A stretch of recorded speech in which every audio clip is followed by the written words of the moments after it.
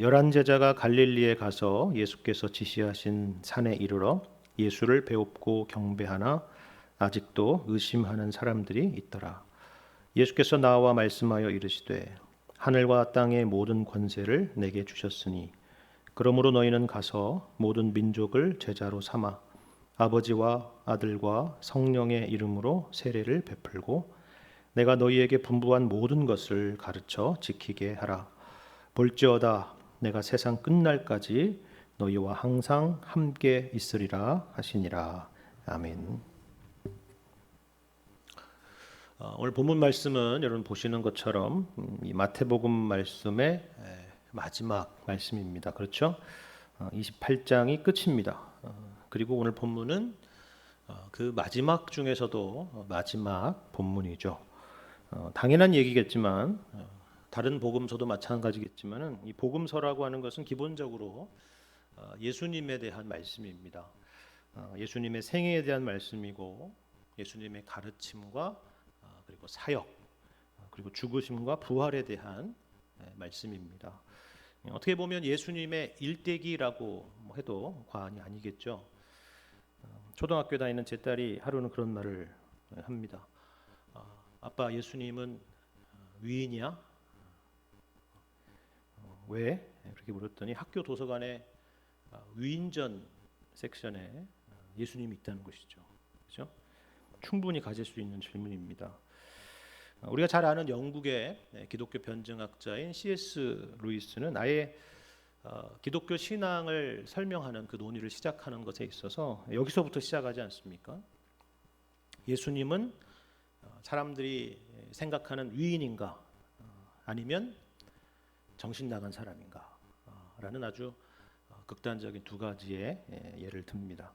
만일에 위인이라고 사람들이 많이 생각을 하는데 위인이라고 믿는다면은 예수님 자신이 스스로 나는 하나님의 아들이다, 나는 하나님이다 라고 말씀하시는 것을 과연 어떻게 받아들일 것인가? 만일에 누군가가 자신을 신이라고 주장을 한다면 그 사람은 위인이 아니라 정신 나간 것이 아닌가? 그러니까 예수님을 위인으로 생각할 것이 아니라 예수님을 하나님의 아들로 믿을 것이냐 아니면 그렇지 않을 것이냐라고 하는 그런 문제다. 그렇게 논리를 풀어가죠. 아주 유명한 논증이고 그리고 중요한 논증입니다. 오늘 말씀대로 여러분 보십시오. 성경 말고 만약에 다른 인물의 일대기나 위인전이라고 한다면은 결론은 죽음으로 끝날 것입니다. 그렇죠? 정말 훌륭한 사람이었지만 안타깝게도 그의 생애를 다했다. 아니면 죽을 때까지 위대한 죽음으로 그렇게 끝나는 사람도 있겠죠. 이순신 장군처럼. 그죠? 그런데 어떤 경우건 간에 죽음은 죽음입니다. 그것으로 끝이죠. 그런데 여러분 복음서의 예수님을 보십시오. 모든 복음서가 똑같지만 죽음이 끝이 아닙니다.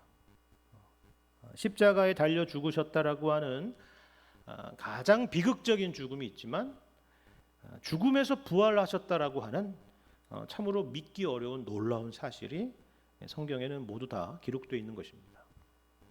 거기에는 증인이 있고요. 기쁨과 당혹스러움이 있고 그리고 오늘 본문에서 보는 것처럼 의심하는 사람들도 있습니다. 당연한 반응입니다. 그렇지 않겠습니까? 그런데 죽음이 끝이 아니라 부활로 끝이 난다라는 것만큼이나 놀라운 결말은 바로 오늘 본문의 말씀과 같은 것입니다. 오늘 본문에서 내가 너희에게 분부한 모든 것을 가르쳐 지키게 하라라고 하는 이 말씀은요. 어느 정도 우리가 이해할 수가 있습니다. 아마 훌륭한 스승이라면 누구라도 그렇게 유언을 남겼을 것입니다. 그렇겠죠? 근데 예수님은 그게 끝이 아닙니다. 어떤 말씀이 끝입니까? 내가 세상 끝날까지 너희와 항상 함께 있으리라 라는 말씀이 마무리입니다. 이건 인간이라고 하면은 도무지 할 수 없는 말이죠. 그렇죠? 이처럼 본문 말씀은 참으로 놀라운 말씀입니다. 끝인데 끝이 아닌 이야기. 지금도 교회 가운데 계속되고 있는 이야기. 바로 이것이 마태복음의 결론이자 마무리다라는 것입니다. 우리는 지금 오늘 이 본문 말씀 가운데 살아가고 있다라고 해도 과언이 아닙니다. 그렇다면 우리 주님께서는 어떻게 우리와 함께하고 계실까요? 우리는 무엇으로 그것을 알 수 있고 또 우리가 여기에 확신을 가질 수 있는 이유는 또 무엇입니까? 오늘 말씀을 통해서 이것을 우리가 함께 생각해 보려고 하는 것입니다. 특별히 그 가운데서 오늘 본문에 등장하는 이 세례라고 하는 것에 대해서 함께 생각해 봤으면 좋겠습니다. 먼저 이런 생각을 한번 해보죠. 사실 이 자리에 계신 이 수요 예배까지 나오실 여러분 같으면 오늘 본문의 말씀은 아마 정말 수없이 많이 들어보셨으리라 생각을 해봅니다.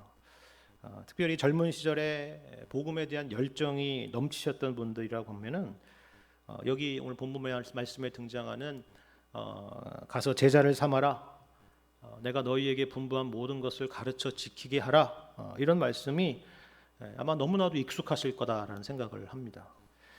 그런데 특이한 것은 여러분 이 본문 가운데 분명하게 등장하고 있는 이 세례를 주고라고 하는 이 세례라고 하는 것에 대해서는 그것만큼이나 그렇게 큰 관심이 없지 않았을까 이런 생각을 해봅니다. 그렇지 않습니까?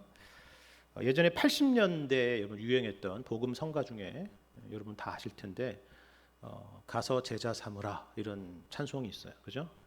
갈릴리 마을 그 숲속에서 그 시작되는 노래입니다.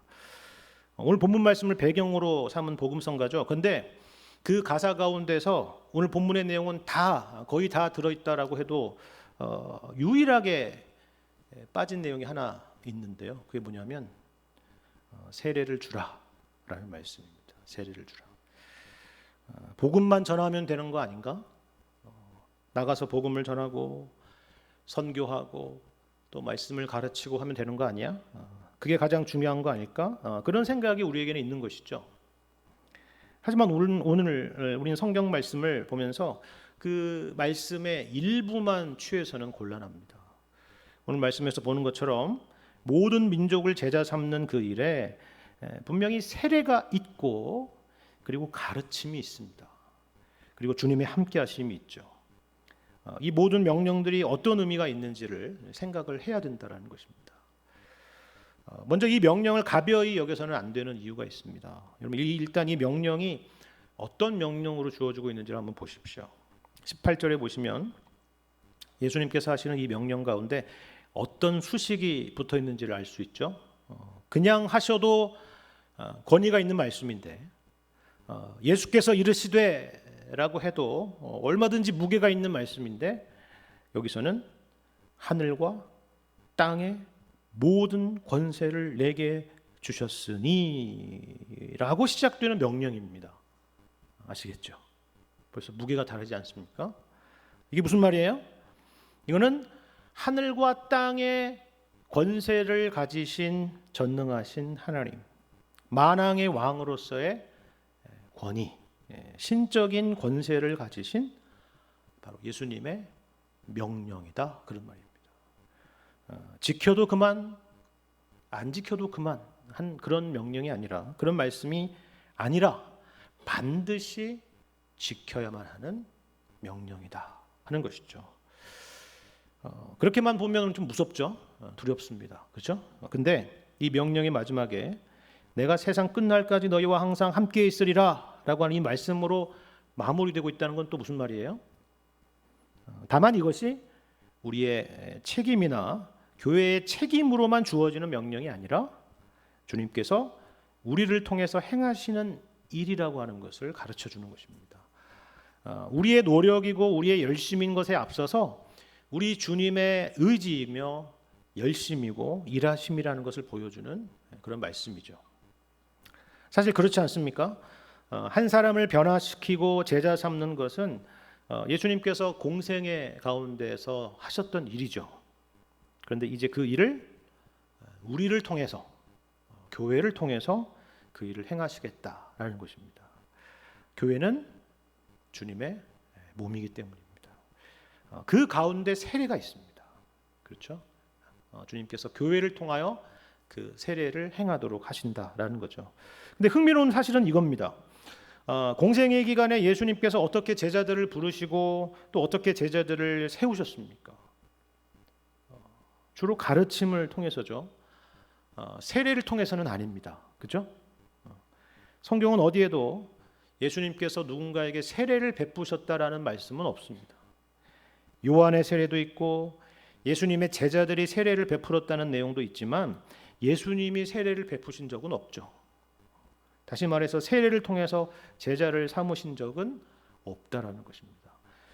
그렇다면 왜 예수님께서는 제자들에게 세례를 명하셨을까요? 그 이유는 바로 이 세례가 가리키는 것이 바로 예수님의 죽으심과 부활이기 때문입니다. 여러분 로마서 6장 3절부터 5절까지의 말씀을 보면 이렇게 말씀하고 있죠. 무릇 그리스도 예수와 합하여 세례를 받은 우리는 그의 죽으심과 합하여 세례를 받은 줄을 알지 못하느냐. 그러므로 우리가 그의 죽으심과 합하여 세례를 받음으로 그와 함께 장사되었나니 이는 아버지의 영광으로 말미암아 그리스도를 죽은 자 가운데서 살리심과 같이 우리로 또한 새 생명 가운데서 행하게 하려 함이라. 만일 우리가 그의 죽으심과 같은 모양으로 연합한 자가 되었으면 또한 그의 부활과 같은 모양으로 연합한 자도 되리라. 이렇게 말씀하죠. 여기 분명히 말씀하고 있죠.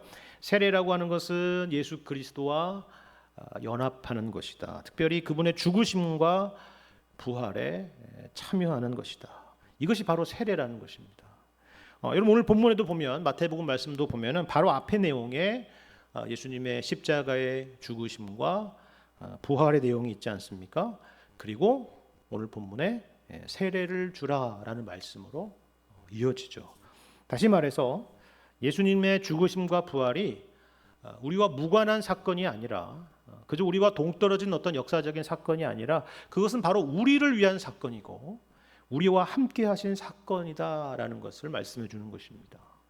그러니까 세례라고 하는 것은 예수님의 죽으심과 부활이 곧 나를 위한 것임을 믿음으로 고백하고 확신하는 것이다라는 것이죠.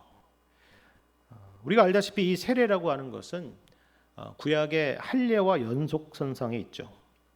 두 가지 성례 모두 다 하나님께서 제정하신 것이고 모두 다 우리가 죄인이라고 하는 사실을 전제하는 성례입니다. 할례를 언제 행합니까? 아브라함을 제외하고는 난지 8일 만에 할례를 행하죠. 여러분 이제 막 태어나서 겨우 일주일을 막 지난 갓난아기가 무슨 심각한 죄를 범했겠습니까? 그렇죠. 그런데 그럼에도 불구하고 바로 이때에 할례를 행하도록 하시는 것은 뭔가 중요한 의미가 있겠죠. 그것은 바로 우리가 죄를 지어서 죄인이 아니라 죄인으로 태어난다. 본래 아담의 후손으로 죄인으로 태어난다. 그래서 죽어 마땅한 죄인이다. 그것을 확인하게 하시는 그런 의식인 것이죠. 그리고 피 흘림이 없으면 사함이 없다는 것을 확인하는 그런 의식이기도 한 것입니다. 그것이 할례이고 또 마찬가지로 그것이 신약에 넘어와서는 세례와 유아 세례의 의미인 것입니다. 이처럼 본질은 동일합니다. 그런데 재미있는 것은 할례에는 피가 있고 세례에는 피가 없죠. 대신에 물이 있습니다. 물이 상징하는 바가 바로 씻음이기 때문입니다. 씻음. 그러니까 죄인된 내가 예수님의 피로 죄 씻음을 받았다. 그런 의미를 갖고 있는 것이 바로 물로 세례를 받는 것이다라는 것입니다. 그래서 성경에서 물이라고 하는 것은 두 가지 의미를 다 담고 있지 않습니까? 하나는 죽음이라는 의미를 갖고 있기도 하고 또 다른 하나는 씻음이라고 하는 의미를 갖고 있는 것입니다. 하나는 부정적인 의미고 다른 하나는 긍정적인 의미죠. 이것이 바로 예수님의 십자가의 죽으심과 부활에 담긴 의미인 것입니다. 따라서 세례를 베풀라라고 명령하는 것은 다만 명령이 아니라 우리가 받은 구원이 이처럼 큰 의미를 담고 있다는 것을 기억하도록 우리에게 허락하신 성례라는 것입니다. 다시 말해서 우리의 연약한 믿음을 붙들어 주시기 위해서 성찬과 더불어서 예수님께서 친히 제정하신 성례 중에 하나다라는 것이죠.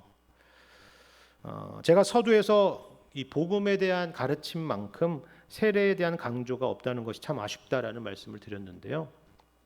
그래서 사람들은 어떻게든 그 구원에 대한 확신을 갖고자 하는 마음이 있기 때문에 오히려 주님께서 우리에게 그것을 위해서 제정해 주신 세례는 보통 뒷전에 두고 그것에 대한 생각은 하지 않고 다른 방향으로 그 확신을 얻으려고 하는 사람들이 늘 있어 왔습니다. 예를 들면 율법주의나 도덕주의와 같이 자기 스스로의 구원의 근거를 찾는 그런 사람들이 있죠. 내가 구원받기에 합당한 사람인가, 말씀대로 잘 살아왔는가 하는 것으로 구원의 자격을 생각을 하는 것입니다. 아니면 꿈이나 환상에서 예수님을 만났다거나 아니면 어떤 특별한 체험에서 내가 구원받은 근거를 찾으려고 하는 사람들도 있습니다. 나에게는 다른 사람에게 없는 이런 특별한 체험이 있다는 것은 분명히 구원받은 증거가 아니겠는가, 하나님이 나를 특별히 사랑하신다는 증거가 아니겠는가, 그런 식으로 생각을 하는 것입니다. 그런데 이런 다양한 생각들은 참 다양하게 보이지만은 사실 결국은 하나입니다. 예수님에서가 아니라 자신에게서 그 구원의 근거를 찾으려고 하는 그런 모습들이죠. 근데 여러분, 이런 맥락에서 보자면은 오늘 본문 말씀이 참 의미가 있지 않습니까? 여러분 16절과 17절 말씀을 한번 다시 보겠습니다. 16절 17절 보시면 11 제자가 갈릴리에 가서 예수께서 지시하신 산에 이르러 예수를 배웠고 경배하나 아직도 의심하는 사람들이 있더라, 이렇게 기록하고 있습니다. 이 말씀이 놀랍지 않습니까? 아직도 의심하는 사람들이 있더라. 근데 이 사람이 누구라고요?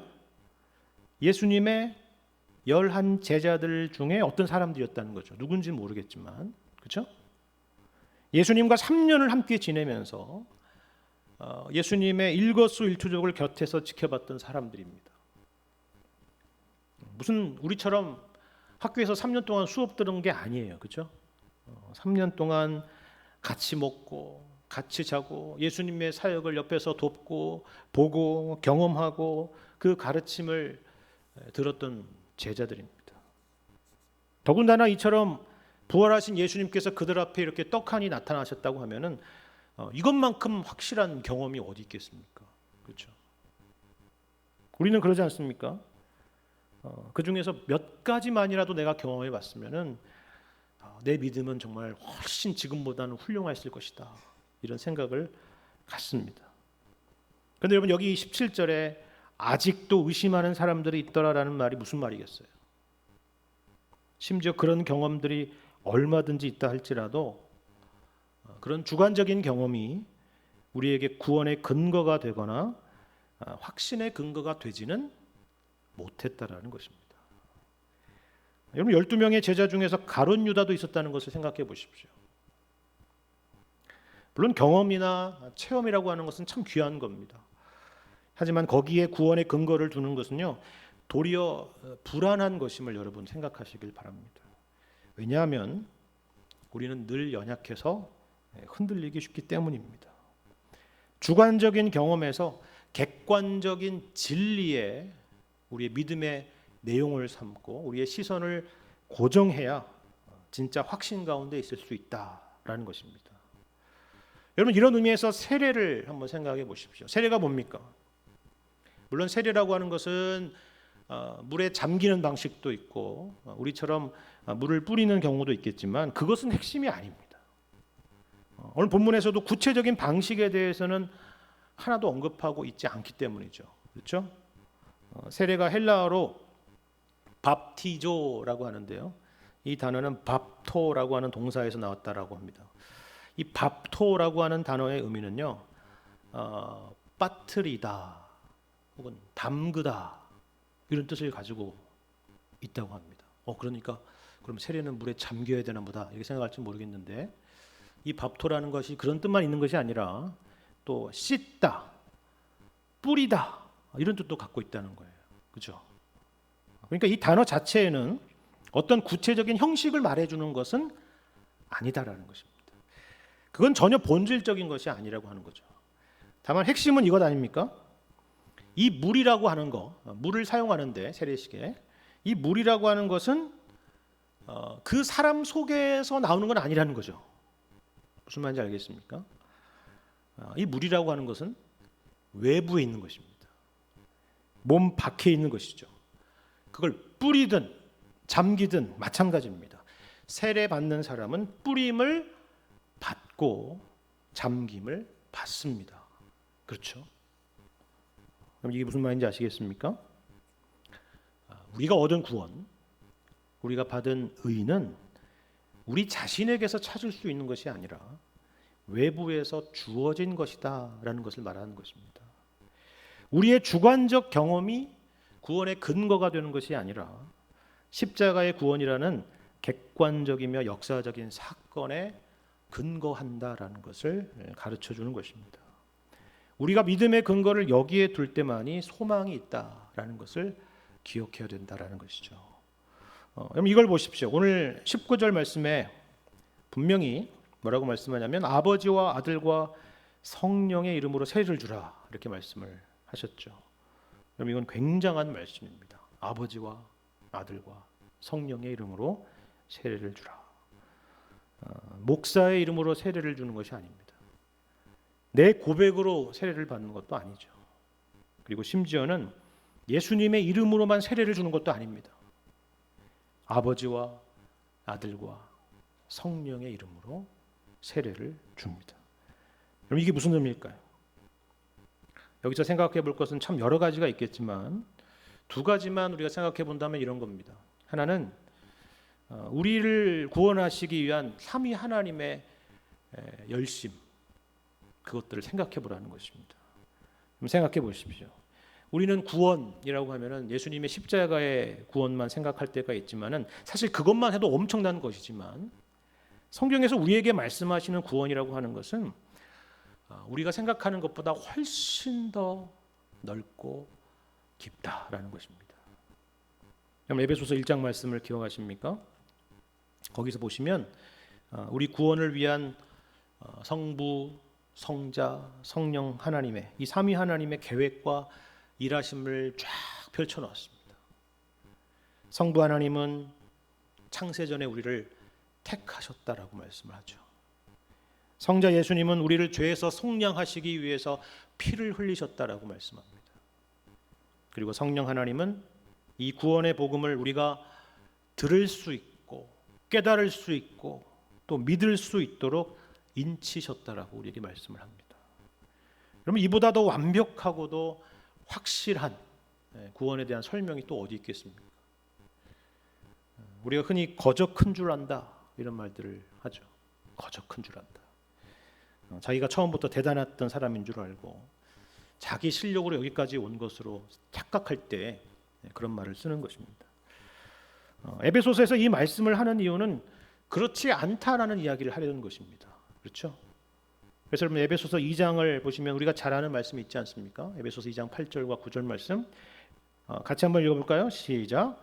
너희는 그 은혜에 의하여 믿음으로 말미암아 구원을 받았으니 이것은 너희에게서 난 것이 아니요 하나님의 선물이라. 행위에서 난 것이 아니니 이는 누구든지 자랑하지 못하게 함이라. 아멘. 그렇죠? 우리가 아버지와 아들과 성령의 이름으로 세례를 받는다는 것은요, 우리가 받은 구원이 얼마나 큰 것인가 하는 것을 생각해 보라는 것입니다. 에베소서적으로 표현을 하자면은 그 넓이와 깊이와 높이를 생각해 보라는 것이죠. 이 엄청난 삼위 하나님의 열심과 계획과 그 사랑 앞에 감히 내가 구원을 받을 자격이 있나 없나, 이쯤 되면 되나 아니나, 그런 생각을 한다는 것이 얼마나 말도 되지 않고 얼토당토하는 이야기라는 것을 생각을 해보라는 것입니다. 이처럼 아버지와 아들과 성령의 이름으로 세례를 받는다는 것은 그것을 생각하는 것입니다. 또 다른 하나는 그렇기 때문에 우리는 우리의 구원을 확신할 수밖에 없다라는 것을 가르쳐 주는 것입니다. 다시 말씀드리지만 성부, 성자, 성령께서 우리 구원을 위해서 하신 일을 한번 떠올려 보십시오. 역사를 거슬러서 우리로서는 상상도 할 수 없는 창세 전까지 여러분 것을 생각해 보시고요. 2000년 전의 갈보리를 생각해 보시길 바랍니다. 그리고 지금도 우리 안에서 역사하시는 성령 하나님의 일하심을 생각해 보십시오. 이처럼 세례라고 하는 것은 엄청난 의미를 담고 있다라는 것입니다. 목적이 뭐라고요? 우리에게 확신을 주시기 위한 것입니다. 구원의 근거를 우리 자신에게서 찾으려는 노력에서 돌이켜서 삼위 하나님을 바라보고 기억하라는 것이죠. 거기에 우리의 믿음을 두라고 하시는 것입니다. 그렇게 시작된 믿음 생활입니다. 아마도 이 자리에 계신 분들은 거의 대부분 그렇게 믿음이 시작이 되었고 또 세례를 받으심으로 그것을 확인하셨을 것입니다. 그렇다면 과연 그게 전부일까요? 그렇지 않죠. 우리는 세례를 받았다라고 할지라도 신앙생활을 하는 가운데 있어서 늘 부끄러움이 있습니다. 늘 넘어지고 우리는 늘 실패하죠. 내가 이러고도 세례교인이 맞나? 구원받은 사람이 맞나? 라는 생각이 들기도 하는 것입니다. 심지어는 혹시나 이렇게 살다가 구원이 취소되는 거 아닌가 하는 그런 마음도 그런 두려움도 갖는 분들이 계시죠. 근데 흥미로운 것은요. 중세 시대에 많은 그리스도인들이 많은 사람들이 그런 생각을 가졌다라는 것입니다. 예를 들어서 당시의 사람들은요. 세례라고 하는 것이 우리도 그렇게 생각하는 사람이 있겠지만 내가 세례받기 이전까지 지은 그 모든 죄를 완전히 씻어주는 것으로 믿기는 했는데 그래요. 여기까지는 좋은 거예요. 그죠? 그런데 만일에 내가 세례를 받은 이후에 죄를 짓는다라고 한다면 그 죄에 대한 용서는 굉장히 어렵거나 불가능한 것으로 그렇게 생각을 했던 것입니다. 그래서 어떻게 했는지 아십니까? 어떻게 했을까요? 여러분 이런 중세 시대를 배경으로 하는 영화를 보시면 그런 장면이 종종 등장하는 것을 보실 수가 있는데요. 세례를 안 받는 겁니다. 살아있는 동안에 어떻게든 세례를 받으시죠. 아닙니다. 나중에 받겠습니다. 세례를 어떻게든 최대한 미루는 것입니다. 늦게까지. 그래서 언제요? 죽기 전에 임종 직전이 되어서 세례를 받는 것입니다. 그래서 굉장히 위독한 상황에서 신부를 부릅니다. 빨리 신부를 데려오라. 세례를 받아야 되겠다 하는 거죠. 여러분 죽음을 앞두고 있는 상황이라 그러면 이제 더 이상 죄를 짓는 것은 어렵다고 생각하지 않겠습니까? 그렇죠? 갑자기 뭐 기적이 일어나지 않는 한 그렇잖아요. 그래서 그때 세례를 받으면 그동안 내가 살아온 동안 평생 지은 죄가 모두 다 씻김을 받고 이제 곧바로 천국에 들어갈 수 있다. 그렇게 생각을 했던 것입니다. 어떤 오해인지 아시겠죠? 그렇죠? 하지만 이것은 성경에 대한 완전한 오해에서 비롯된 것입니다. 성경은 세례가 단순히 한 번의 이벤트로 끝나는 것이 아니라고 그렇게 강조를 합니다. 세례는 끝이 아니라 시작이라고 말씀하는 거죠. 이건 성경이 언제나 강조하는 것입니다. 우리는 예수님을 믿고 세례를 받음으로 이미 예수 안에서 거룩한 자들이 되었지만 동시에 성령께서 우리를 새롭게 하심으로 평생 동안 우리를 거룩하게 하신다라고 말씀을 하는 것입니다. 여러분 오늘 말씀도 보십시오. 세례로 끝나지 않죠. 세례를 주라 끝이 아닙니다. 그게 끝이 아니에요. 어떻게 해요? 여기에는 내가 분부한 모든 것을 가르쳐 지키게 하라라고는 명령이 이어서 등장하는 것입니다. 우리를 새롭게 하시고 우리를 거룩하게 하시고 우리를 주님 닮게 하시는 그런 명령이 여기에 이어지는 것입니다. 그런데 이것이 우리의 힘으로 되어지는 것이 아니죠. 그래서 어떤 말씀이 있어요? 세상 끝날까지 내가 너희와 항상 함께 있으리라 라는 약속이 있는 것입니다. 여러분 세례의 물이라고 하는 것은 씻음을 상징한다라고 했죠. 이것은 1차적으로 그리스도의 보혈로 우리의 죄가 씻음받는 것을 의미합니다. 그런데 동시에 이것은 한순간의 죄 씻음을 넘어서 우리 안에 내주하시는 성령으로 말미암아 우리의 죄가 날마다 씻음 받는 것 또한 의미합니다. 우리 안에 계신 성령께서 우리를 변화시키시고 우리를 새롭게 하시는 것입니다. 여러분, 이것을 디도서 말씀에는 어떻게 말씀하는지 한번 잘 보시기 바랍니다. 디도서 3장 5절 말씀, 이것도 같이 한번 읽어볼까요? 같이 읽겠습니다. 시작. 우리를 구원하시되 우리가 행한 바 의로운 행위로 말미암지 아니하고 오직 그의 긍휼하심을 따라 중생의 씻음과 성령의 새롭게 하심으로 하셨나니. 아멘. 여기 중요한 전제가 먼저 등장하죠. 우리가 항상 기억해야 될 중요한 내용입니다. 우리를 구원하시되 우리가 행한 바 의로운 행위로 말미암은 것이 아니라는 것입니다. 그렇죠? 이거는 대전제입니다. 우리의 구원은 처음부터 끝까지 우리에게 근거가 없다라는 것입니다. 처음에만 근거가 없는 것이 아니라 처음부터 끝까지 근거가 없습니다. 우리가 결코 잊어서는 안 될 중요한 진리입니다. 그러면서 이어지는 두 가지가 보이십니까? 우리의 노력이나 열심이 아니라 오직 그의 긍휼하심을 따라서 어떻게 하신다고요? 중생의 씻음과 성령의 새롭게 하심으로 그렇게 하신다는 것입니다. 여기 중생의 씻음이라고 하는 것은 우리를 거듭나게 하신 것을 말합니다. 중생, 이게 거듭남이잖아요. 그렇죠? 쉽게 말해서 죄 씻음을 상징하는 세례를 말하는 거죠. 우리가 거듭나게 되는 것은 성령께서 우리를 거듭나게 하셨기 때문입니다. 요한복음 3장을 보면 예수님께서 니고데모에게 그렇게 말씀하지 않으십니까? 누구든지 물과 성령으로 나지 아니하면 하나님 나라에 들어갈 수 없느니라. 바로 그 말씀입니다. 여기서 물과 성령이라고 하는 것은 다른 두 가지가 아니라 같은 의미입니다. 물은 죄 씻음을 상징하는데 이처럼 성령께서 예수 그리스도의 십자가의 그 죄 씻음의 구속의 은혜를 각 영혼 가운데 믿게 하시고 적용하신다는 의미입니다. 그런데 거기서 끝나는 것이 아니라 이어지는 것이 있다는 거 아닙니까? 성령께서 우리 가운데 내주하시는 가운데 행하시는 일이 있다라는 것이죠. 그게 뭐냐 하면 성령의 새롭게 하심이라는 것입니다.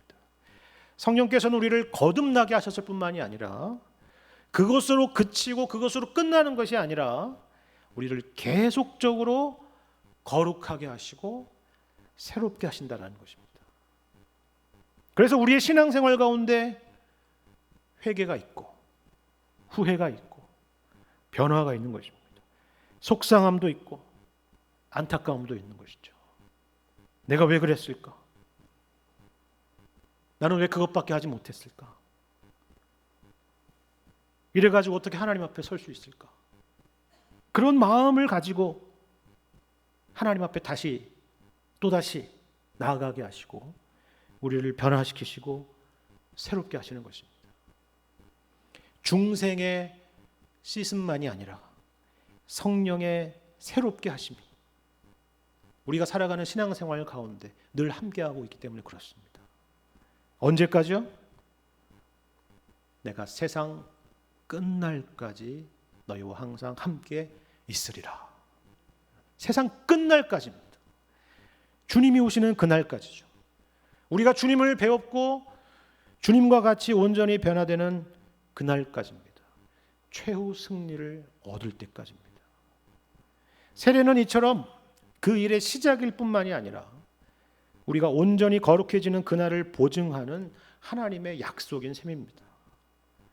나는 세례를 받고도 왜 이렇게 살고 있을까? 그렇게 자책하실 필요가 없습니다. 그런 마음이 있다는 것 자체가 성령께서 우리 마음 가운데 역사하고 있다는 증거이기 때문입니다. 주님이 우리에게 원하시는 것은 그렇게 자책하고 뒤로 물러서는 것이 아니라 그 마음 그대로 하나님 앞에 나오는 것입니다. 하나님을 의지하는 것이죠. 주님의 도우심을 구하는 것입니다. 여러분, 오늘 본문 20절 말씀에 등장하고 있는 긴장을 보십시오. 어떤 긴장이에요? 내가 분부한 모든 것을 가르쳐 지키게 하라 라고 말씀하셨죠. 근데 이게 전부가 아니죠. 동시에 뭐라고요? 내가 세상 끝날까지 너희와 항상 함께 있으리라 하셨습니다. 어느 한쪽에 치우치는 것이 아니라 이 두 가지를 모두 다 붙들며 살아가는 것입니다. 한편으로는 우리를 향하신 거룩한 명령이 있습니다. 그리고 또 한편으로는 그 일을 우리 안에서 이루시는 성령의 역사가 있는 것입니다. 이것이 바로 우리에게 주어진 하나님의 은혜입니다. 우리가 이처럼 부름을 받았고 또 너희는 가서 제자를 삼으라는 부르심 가운데 있습니다. 주님이 오시는 그날까지 주님이 교회에 주신 사명인 것입니다. 이 은혜에 감사하시고 우리 교회가 이 사명을 잘 감당하는 교회, 세례를 베풀며 또 하나님의 말씀을 통해서 제자를 삼는 그 일에 최선을 다할 수 있는 교회가 될 수 있도록 그렇게 기도하실 수 있기를 바랍니다. 우리 주님께서 그 길 가운데 늘 함께 하실 줄을 믿습니다.